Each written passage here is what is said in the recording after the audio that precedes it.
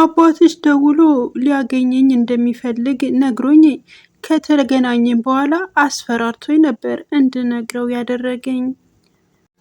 ሂሩት አባቷ ትዕግስትን አስፈራርቶ እንድትነግረው ማድረጉ ቢያሳስባትም ይቅር ሳትላት ተነስታ ጥላት ሄደች። በፍጹም ይቅር አልልሽም ብላት ነበር ቁጭ ባለችበት ጥላት የከነፈች። ሰላም ጤና ይስጥልኝ ክብሯና ክብሯት የቻናል ቤተሰቦች እንዲሁም በዓለም ዳርቻ ለምትገኙ የሰው ዘር በሙሉ ሰላማችሁ ይብዛል እያልኩኝ ዛሬም እንደተለመደው ታሪኩን ይዤላችሁ መጥቻለሁኝ። አብራችሁ ቆዩ እያልኩ በአክብሮት እጠይቃለሁ። ይህንን ቪዲዮ ስትጀምሩት ሼር ላይክ እያደረጋችሁ እንዲሁም ሀሳብ አስተያየታችሁ እንደተለመደ በኮሜንት ሳጥን አስቀምጡልኝ። ወደ ታሪኩ አበራለሁ። አብራችሁ ይሁኑ።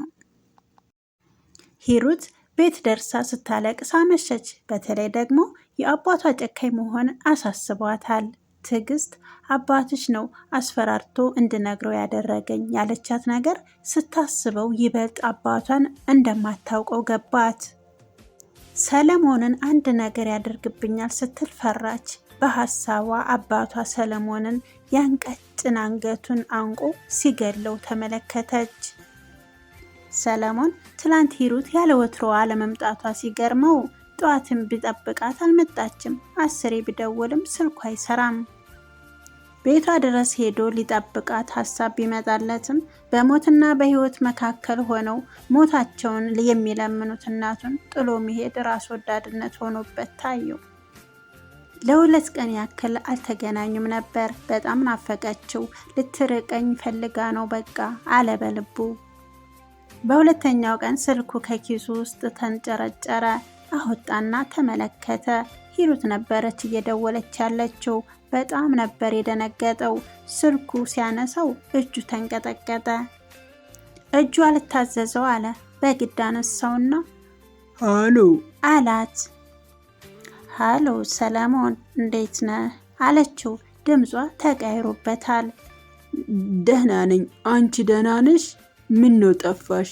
ስልክሽም አይሰራም፣ በዛ ላይ በጣም ናፍቀሽኛል አላት። ሁሉንም ነገር ስመጣ ነግረሃለሁ፣ አሁን እየመጣሁ ነው፣ እቤት ጠብቀኝ አለችው ከእንባዋ ጋር እየታገለች። እሺ ብሎ ስልኩን ዘጋው። አንድ የሆነችው ነገር እንዳለ ከድምጿት መቀየር አውቆታል። ደርሳ እስክትነግረው ሲጨንቀው ቆየ። ሂሩት ለ2 ቀን ያለቀሰችበት አይኗ በርበሬ መስሏል። ከምግብ ርቆ የነበረው አንጀቷ ታጥፏል። ቤት ስትደርስ የሰለሞን እናት በጣም ተዳክመዋል። እንደ ድሮ ልትስማቸው ቀርቶ ሰላም እንኳን አላለቻትም። ምግብም ከበላች ሰነባብታለች። ጸጥ ብለዋል። በህይወት መኖራቸው የሚታወቀው በትንፋሿ ነበር። ሂሩትም ሰለሞንም በጣም አዝነዋል። ሂሩት የሆነችውን ነገር በእናቱ ፊት መናገር ጥሩ መስሎ ስላልታያት ሰለሞንን ከቤት ይዛው ወጣችና በሩ ላይ ካለው ግድግዳ ወንበር ላይ ቁጭ አሉ። የተፈጠረውን ነገር ምንም ሳትደብቀው ስትነግረው ግንባሩን ቋጠር ፈታ እያደረገ ሲስማት ከቆየ በኋላ መጨረሷን ሲያውቅ ምናልባት አባትሽ ትክክል ናቸው አላት። ስታለቅስ የቆየችውን እንባ ለመዋጥ እየሞከረች ወደ እሱ ዞር አለችና ምን ማለት ነው ትክክል ናቸው ማለት አለችው። ጎላ ጎላ ያለውን አይኖቿን ይበልጥ አጉልታ። መልስ መሬት ላይ እንደሚገኝ ሁሉ መሬቱን ሲያይ ከቆየ በኋላ ወደ ሂሩት ዞር አለና አይኗን እያየ ማውራት ጀመረ። ለማንኛውም ወላጅ ጥሩ ሰው ላይ እንድትወድቅ ነው የሚፈልገው። ማለትም ቤተሰቦቻችን ክብር ይወዳሉ። ለዛ ነው አባትሽ ልጃቸው የቀን ሰራተኛ እንድታፈቅር ያልፈለገ። እርግጠኛ ነኝ የሀብታም ልጅ ወይንም ሀብታም ቢሆን ኖሮ ይፈቅድልሽ ነበር። አየሽ፣ አንዳንድ ቤተሰቦች ክብራቸውን ያስጠብቃሉ እንጂ ልጆቻቸው ማንም ቢወስዳቸው ደንታ የላቸውም። ለልጆቻቸው ጥሩ ይሁን አይሁን ግድ አይሰጣቸውም። እኔ ደግሞ የዚህ ሁሉ ተቃራኒ ነኝ።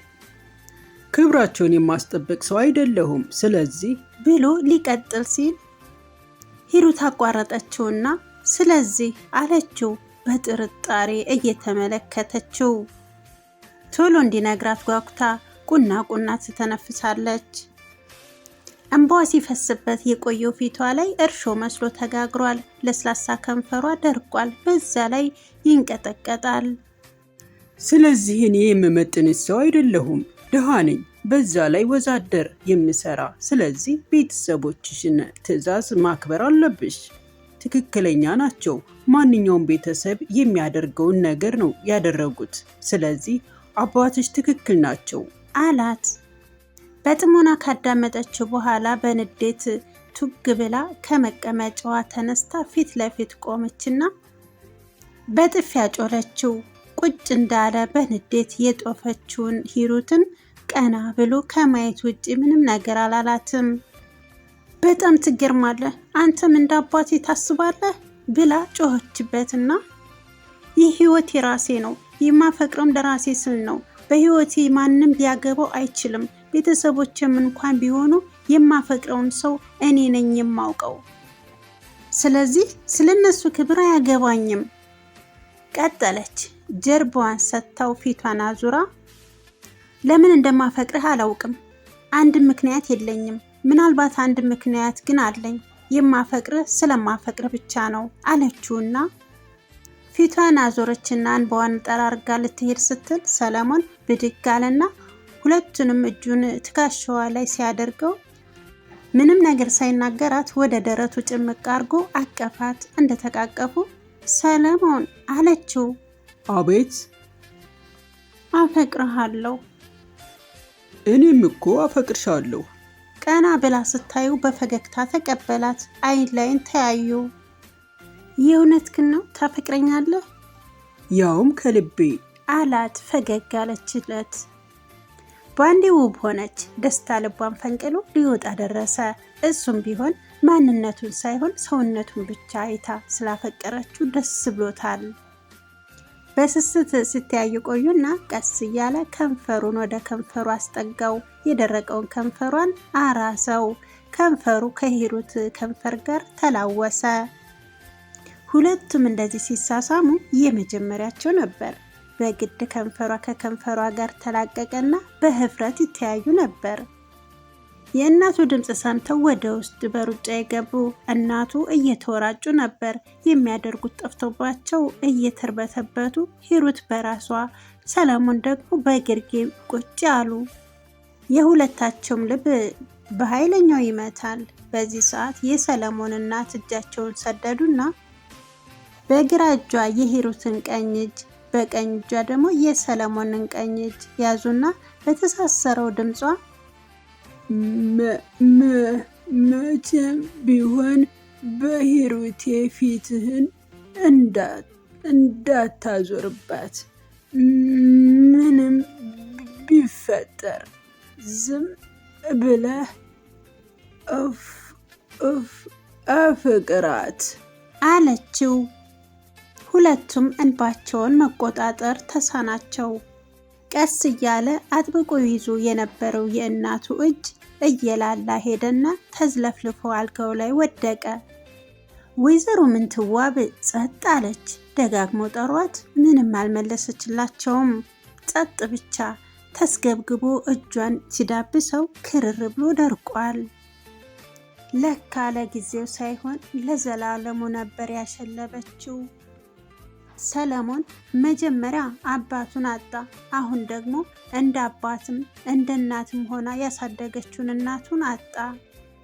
ገና በልጅ እድሜው ባይተዋር ሆነ። ልቡ በሐዘን ተሞላ። በህይወት አንድም የሚያውቀው ዘመድ የለም። እናቱ በህይወት እያለች የእናቱም የአባቱም ዘመዶች ሩቅ እንደሆኑና መጠያየቅ ካቆሙ ብዙ ጊዜያቸው እንደሆነ ነግራው ነበር። ምናልባት በዚህ ሰዓት ዘመድም እህትም ጓደኛም እናትም አፍቃሪም አንድ ሰው ብቻ አለ፣ ሂሩት ብቻ። ሂሩትም ቢሆን አብረው ሀዘነተኛ ሆና ነበር የሰነበተች። አጠገቡ እሷ ባትኖር ህይወት ምን ያክል እንደከበደው አውቆታል። ይቀጥላል።